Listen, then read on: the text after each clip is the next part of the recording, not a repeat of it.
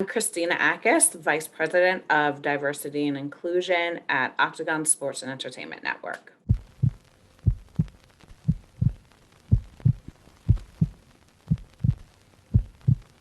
So education was extremely important. And it's interesting because I have two different dynamics based off of my parents. So my mom, first in her family to graduate college, get her master's degree, whereas my father actually never even graduated high school. But both of them are the smartest people I know in their own right.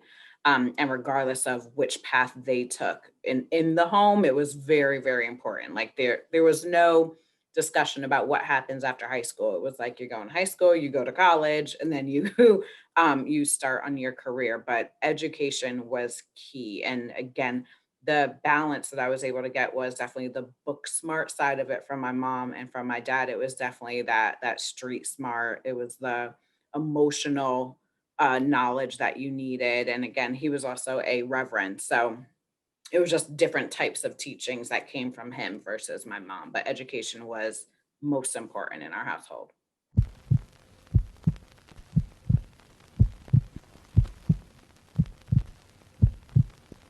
First and foremost would be my mother. My mother was usually the first in a room, right, within corporate America. So she was either the first woman, the first Black person, the first Black woman, you name it. So seeing her be able to at least from the outside, looking from the outside, and so easily be able to progress in her career, knowing that she was usually the only one. It was really helpful for me as would come up to those roadblocks in my career and feel like, should I be here? Am I supposed to be here? Am I good enough to be here? Those thoughts would rarely come because I'm like, well, I saw my mom do it. So, I know I belong here. But then I also had I had great managers in my career. And I've had some who, particularly just saw my potential and would push me very hard because they just knew that potential was there. And it always came from a place of love as well. So that really helped me in my career of just being able to look at the opportunities ahead of me and know that there were no limits to it.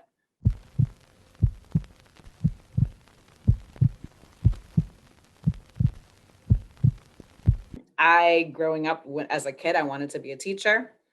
And I realized that salary wasn't where I kind of needed it to be. But and we're gonna help. We're gonna have an initiative there too to help these teachers out there because they deserve so much more. But I wanted to be a teacher initially, and then my mother's favorite movie was Boomerang, and I remember watching Boomerang for the first time and being like, "Oh, nah, I need that corner office. I need." That environment, that marketing environment, the creating things. It was, something new every day. And I just loved that about the world of like marketing and advertising. So then I knew I was going to be in that field. So went to Temple University, was a communications major, and then started really at a digital ad firm down in Atlanta. But through my career and eventually finding my way to Octagon, it was really interesting because I'm not big into sports. But getting this opportunity at Octagon when I was on the strategy and research side, I always knew that it was going to lead to something else. Like I knew that accepting the offer from Octagon was going to be really the next step in my career, even though I didn't know what it was. And I think that's really what just eventually brought me here. And I'd always been involved in any kind of like diversity and inclusion based initiatives, anything that dealt with even like bringing culture to an organization, I always had a role in since my first job. So I think that also just started to create that path for me. But now it's what I do full time and absolutely love it.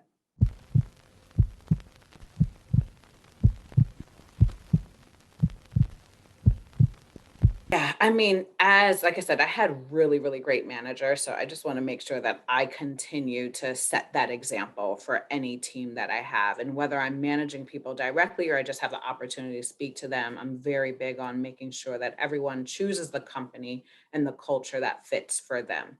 Um, within this role, I've been able to really look at some of my own kind of personal goals and mix it with my professional goals, which is something I also make anyone on my team do. You have to put some of your personal passion into a professional goal, in order, whenever we do reviews, et cetera. So one of those for me was an external impact. Like, how do we use the power of sports? How do we use the power of the agencies that I oversee from a DNI perspective? How do we use that power and those resources to have an external impact? And that's really what, how the HBCU program was born. And what the program is set up to do is actually expose students that currently attend HBCUs to all of the careers behind talent and athlete representation. So I think a lot of the times in our communities, we see the athletes and we see agents, but we don't know that there's this huge machine of publicists and digital strategists and content production folks and entertainment teams and just there's 20 different careers, finance, legal, everything that sit behind these athletes or these talents that we see. And I really wanted to be able to expose these students to those day-to-day careers while also giving them mentorship opportunities. So a lot of our employees that have been in the business for over 20 years are actually donating some of their time to be a mentor. And then they'll be able to also utilize the knowledge that they received during the first week of the program, to create a business case study. And they'll actually be competing for one of five $1,000 scholarships, because that's one of the things that we also have to constantly keep in mind is that a lot of a lot of students within our community don't have the opportunities and resources to take on internships that are unpaid or any opportunities that are unpaid. So we want to make sure that we're giving back some value, even more than just kind of the educational side of it, but making sure that there are scholarship opportunities as well.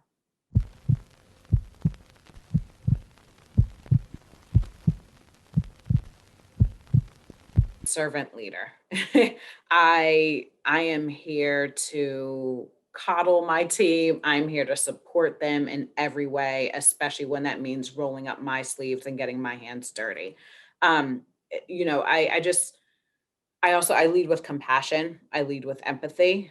Work-life balance is something that is really, really big for me personally, and it's what I enforce on my teams as well. So being able to understand what's going on in any of my team members' lives is very important, because it just helps you understand the type of support that they need as a friend, as a manager, and just as a colleague in general. So definitely a servant leader. I'm all about kind of asking the larger group what they want to do versus saying, here's what we're going to do, and then we're pushing forward. So I always like to just make sure that everyone has a say in what's going on, because this is a collective entity. You know what I mean? Like it's all a group effort. There's really no I in team. And I just like to make sure that my team knows that I support them and that their ideas will bring to fruition, and I'll put all the support and resources behind them if I can too.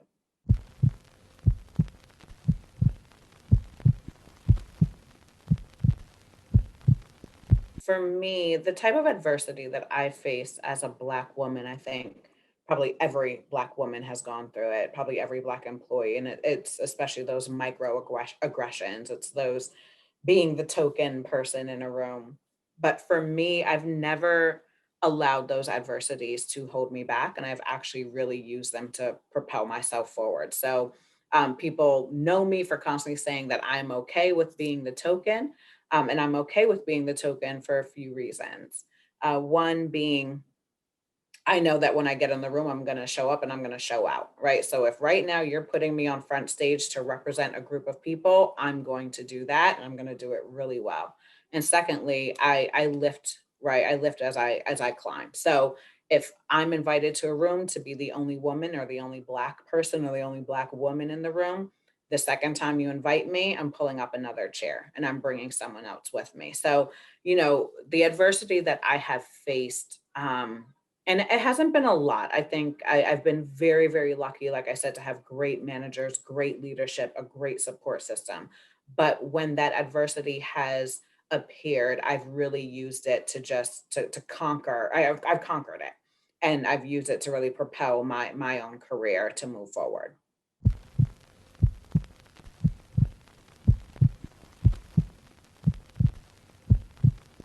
now have to address current events and what's going on in the outside world, right? There used to really be this separation of church and state. I know when my mom was in corporate America, like you did not talk about religion, you did not talk about sexuality, you did not talk about race. You talked about the weather, and that was it. Um, Now, especially because of last year, when you realize like so many of our Black employees and colleagues were crying in between Zooms, right? We couldn't separate what was going on in America and around the world from what was going on at work because we were home, right? We were in this environment where a lot of the times we use the opportunities to go to work as a way to kind of disconnect from what's going on in the world. And we no longer had that. And now, as companies are looking to ensure that their employees are okay, that requires us paying attention to what's going on in current events. That's requiring us now to address things that are happening in the world that can be impacting our employees because of their race, their gender, sexuality, et cetera. So a lot has changed, and companies in general have had to become a lot more empathetic and a lot more understanding. I'm very proud to work for, a network of agencies who have committed a lot, based off of last year, or based off of, everything that happened last year. And don't get me wrong, like we're not perfect. I don't think any company is perfect. And what we really saw was that, a lot of the commitments that these companies are making specifically to their Black colleagues are they're nothing new, right? These aren't new things that Black employees are asking for. These have been things that we've been, trying to bring awareness to and attention to. It was the microaggressions, it was the lack of mentorship, it was the lack of support, when it comes to different professional development opportunities. So all of these things that we've been asking for, now you're starting to see companies commit to it, and it's better late than never. But I think also a lot of these companies having these expanded diversity and inclusion teams also to really help drive like where those resources are going to make sure that it's properly supporting those that need it. So you're going to see, I think, a lot more companies as well just start to commit, just and have promises and really start to show receipts for how they want to support their diverse talent.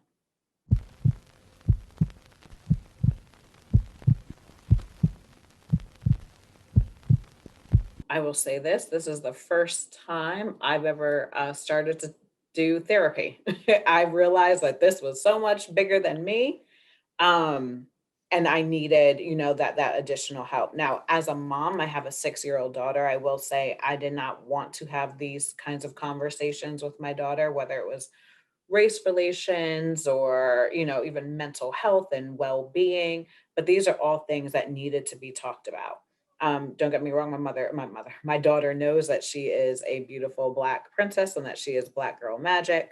But still, the conversations around how America may see her, I didn't want to, I didn't ever want to have those conversations, but I especially didn't want to have them when she was 5 years old.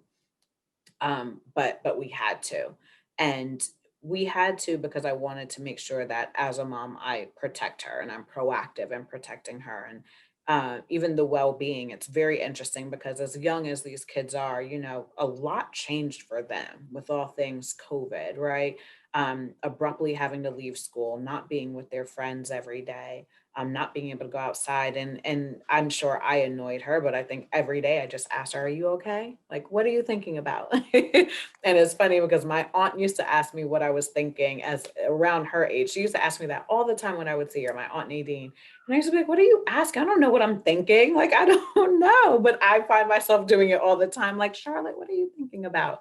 But these kids are so resilient and they're very strong. And I think as long as we continue to be great support systems to them, they'll be fine. But I think, you can't pour from an empty cup. And I had to realize that.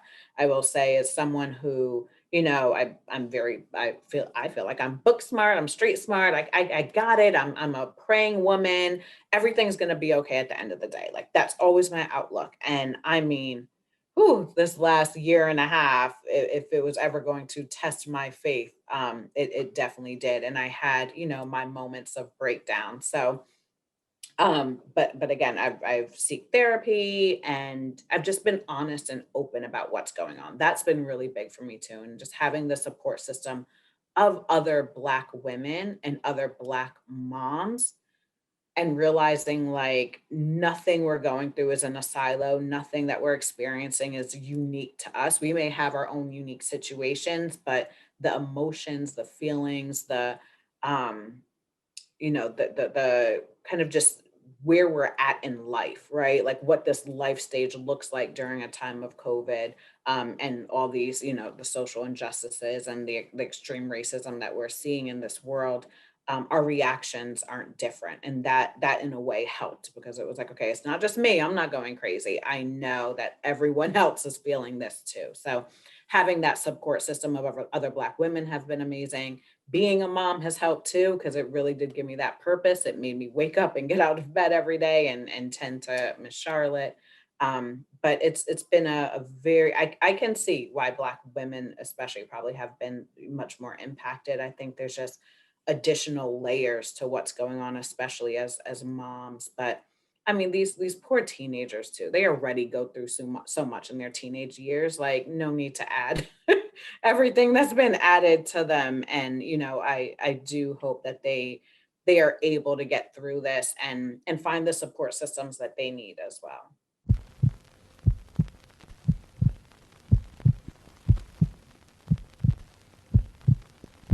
You definitely, you have to create boundaries, and you have to respect your boundaries. And for me, that is a work-life balance situation. That is a, I know I'm going to have late nights. I know I'm going to have certain weeks at work that are just extra.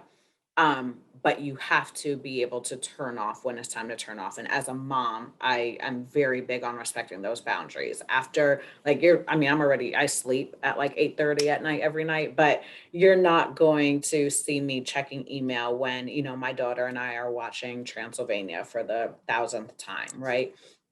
You're not going to be able to get me on the weekends. The weekends are me and her time because, she's at school during the week, I'm at work during the week.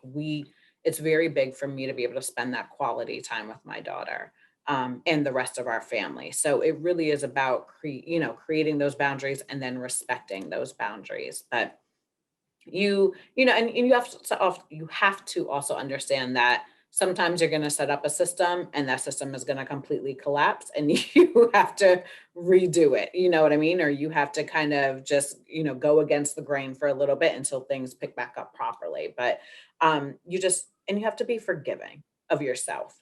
I think that's the biggest thing about being able to find time. Mom guilt has been something that has really, really weighed heavy on me. And I had to learn that it was kind of like, we're all just surviving here. We're all just trying to make it work. And as long as, babies are happy and healthy, that's our responsibility. But for me, it's really about carving out that special quality time with Charlotte and I and just enjoying ourselves.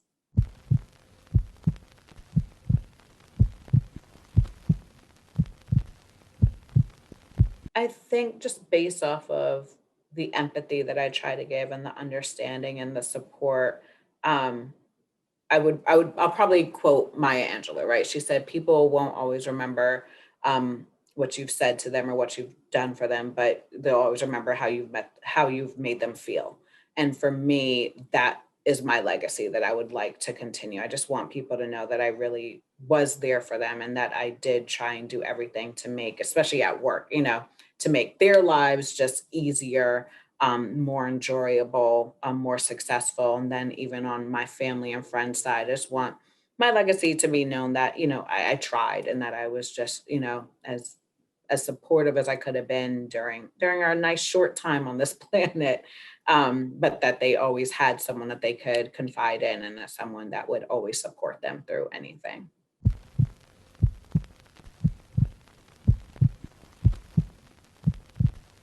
Is someone who never gives up, is someone who is determined, who creates a purpose for them and never gives up.